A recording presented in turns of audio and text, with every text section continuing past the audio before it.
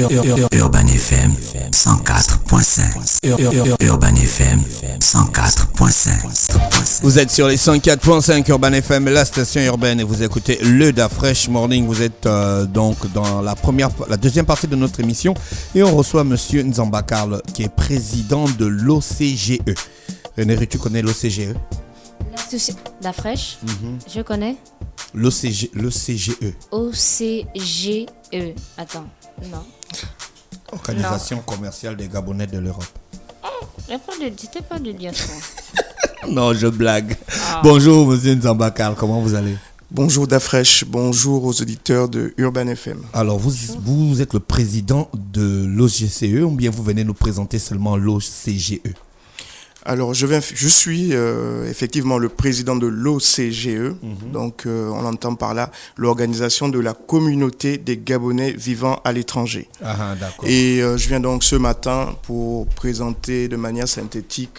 Les Gabonais vivant à l'étranger ou bien en France? Non, à l'étranger. Donc même aux États-Unis, au Japon? Même au Sénégal, même au Swaziland. Ouais, ok, d'accord. Et comment vous avez fait pour vous organiser en étant chacun dans des pays éparses comme ça? Mais en fait, c'est une organisation qui s'est mise en place de manière en fait naturelle, parce que à travers certaines activités dont certains compatriotes et moi sommes initiateurs, on a pu en fait rencontrer, prendre attache avec des Gabonais qui sont un peu partout dans le monde. À combien de Gabonais à peu près? Parce que je suppose qu'il faut être inscrit peut-être. Oui, à aujourd'hui, l'OCGE n'a pas démarré encore sa campagne d'adhésion parce que nous sommes encore dans nos lancements. C'est encore la période qu'on appelle stratégique, donc il faut définir d'abord les objectifs. Donc c'est un groupe restreint. C'est quoi les objectifs? Les objectifs, c'est vraiment ramener déjà les solutions politiques au Gabon. Quand je dis politique, en fait, l'association est la politique, mais pour qu'une diaspora puisse être efficiente et efficace, il faut que un contexte favorable puisse être mis en place par les gouvernants pour que la diaspora puisse intervenir ou même investir. Dans les pays des autres qui ont les diasporas avancées, là, ils ont les contextes mis en place par les gouvernants. C'est une obligation. Sans cela, on ne peut rien faire parce que c'est les gouvernants qui détiennent les rênes de toutes les possibilités d'accompagnement. Soyez plus explicite. Alors, je vais prendre un exemple, je vais être factuel. Par exemple, je vais prendre l'exemple du Sénégal qui est une très belle diaspora. Ils ont mis en place, les gouvernants ont mis en place des guichets uniques pour leur diaspora, des facilitations d'investissement de leur diaspora pour faire en sorte que, en fait, pour attirer le retour des richesses produites à l'étranger par leur diaspora. Et au Gabon, ça avait déjà été fait, mais avec le temps, ça s'est un peu, on va dire, mis de côté. Donc, l'OCGE vient donc essayer de relancer les débats, essayer de donner à nouveau un cadre. Et voilà. Donc en fait, là, vous attendez que les gouvernants mettent en place un environnement propice pour développer vos activités. Si les gouvernants ne font pas ça, vous n'allez rien développer. Il y a une part de vérité. Dans ce que vous dites, il y a une part de vérité, mais l'OCGE reste quand même un organe qui a une certaine, on va dire, autonomie dans ses actions. Des actions qui ne peuvent être forcément publiques, elles peuvent être privées, donc des initiatives personnelles.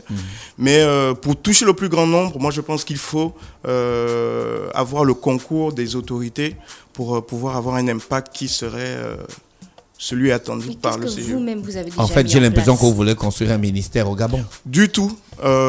C'est une très belle remarque parce que nous ne souhaitons nous substituer à aucun ministère, à aucune organisation qui existe déjà.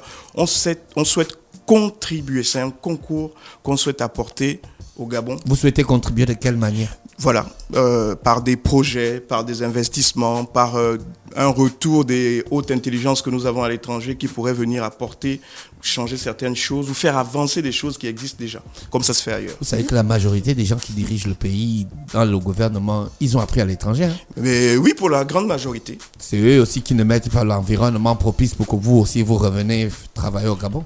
Mais, toute chose étant faite, il faut bien commencer par se mettre autour d'une table, se dire les choses et donner un cadre. Donc ces personnes-là, je pense que les personnes que vous citez, donc ceux qui gouvernent aujourd'hui, c'est pas des questions qui leur sont inconnues. Ils savent ce que c'est, donc ce serait pour moi facile de le mettre en place, de donner un cadre. Avant d'avoir l'aide des gouvernants, qu'est-ce que vous-même vous avez déjà mis en place d'abord? Alors, nous, on a déjà donc essayé de mettre en place un cadre de fonctionnement interne parce que nous sommes donc, si je suis là ce matin, c'est parce qu'on lance nos activités. Et donc, l'OCGE peut intervenir sur plusieurs domaines. Ça peut être des dons, donc du social, ça peut être de l'investissement. Vous avez un programme d'activité bien ficelé ou bien c'est un pilotage à vue? Non, on ne peut pas, dans ce type d'action, on ne peut pas être en pilotage à vue. On a des grands axes sur lesquels on évolue tout en s'adaptant aussi au contexte. Quels sont les deux plus grands axes? Les deux plus grands axes, je n'arrive pas à dire qu'on ait deux plus grands axes. On a des grands axes. Déjà, en termes de insertion, réinsertion des Gabonais qui ont un parcours étudiants à l'étranger, qui trouvent des difficultés quand ils reviennent au Gabon pour s'insérer, pour valoriser leur parcours. Ça, c'est vraiment un sujet qui nous tient à cœur. Il y a aussi le développement, on va dire, la mise en avant du Gabon à l'étranger. Parce que la diaspora est le pont entre le pays accueillant, donc où le Mais vous savez l'image que les Gabonais ont de la diaspora. Mais tout à fait, on sait. C'est les gens qui poursuivent les gouvernants quand ils arrivent en Europe. Oui. Ça, vous êtes d'accord avec moi que ça, c'était la question que moi je pense imparable. Ça devait arriver. Non, aujourd'hui, il y a un peu plus de 40 000 ressortissants gabonais à l'étranger, donc ce qui représente un peu plus le nombre de personnes qui est à Kanda. Et ce qui se fait, c'est des diasporas qui ont choisi de faire un combat politique. C'est leur choix. Le choix de l'OCGE, c'est de se tourner vers ce qui peut, à aujourd'hui, être factuel et apporter un plus à ce que font déjà les gouvernants au Gabon aujourd'hui. Donc, on ne souhaite pas se cantonner dans ce type de diaspora. Est-ce qu'un Gabonais qui a un problème peut-être administratif ou autre peut se tourner vers l'OCGE? Mais tout à fait, parce que, donc, encore une fois, par exemple, moi, je suis en France, donc on a normalement en partenariat privilégié l'ambassade du Gabon en France, donc qui est garant de ces ressortissants à l'étranger. Donc, quand des problématiques se présentent et que l'OCGE est saisi, nous avons la facilité de rencontrer les responsables au niveau de l'ambassade qui, eux, sont des interlocuteurs directs des autorités à l'étranger. Donc, ils peuvent influer sur certains dossiers qui peuvent être compliqués pour certains Gabonais, et c'est le cas. Je suis aux États-Unis, je sollicite l'aide de l'OCGE. On va y arriver. Vous êtes en France? Oui. Aux États-Unis, il n'y a pas d'ambassadeur. Comment vous allez faire? On a donc un organigramme. J'ai le pied cassé, je veux rentrer au pays. Après, puis je n'ai plus de pognon, je vais me retrouver à la rue. Oui, après, maintenant, on parle là de compétences et des prérogatives de chacun. L'OCGE ne joue pas le rôle de l'État ou ne joue pas le rôle de l'ambassade. Mais jusque-là, on ne connaît pas le rôle de... Mais jusque-là, depuis ça fait 8 minutes, on parle, on ne connaît toujours pas le vrai rôle de l'OCGE. Le rôle de l'OCGE, c'est de ce rôle de passerelle. C'est ce rôle de facilitation. Donc, vous avez les relations. Mais c'est ça, si vous êtes une passerelle. On est obligé de créer un networking intense pour pouvoir être efficient. On est obligé d'avoir des accès un peu partout pour pouvoir faire avancer nos dossiers. C'est aussi l'un des objectifs importants de l'OCGE, avoir un réseau assez dense et pertinent. Vous avez un réseau Vous avez déjà ou bien vous voulez avoir? On est en train de le mettre en place. On a déjà mais c'est pas au niveau, c'est pas encore... le niveau que vous voulez. Voilà. On n'a que 5 mois d'existence, avec... Mais vous avez déjà un président, un secrétaire général, un trésorier. Oui, je suis moi-même le président. Vous avez été élu comment alors que les autres sont dans beaucoup de pays? Alors, on part bien d'une initiative d'un groupe. Donc, c'est le groupe qui met les bases et qui statut, et après il y a un système d'association qui fait en sorte que il y a des élections, il y a une mise en place. Voilà.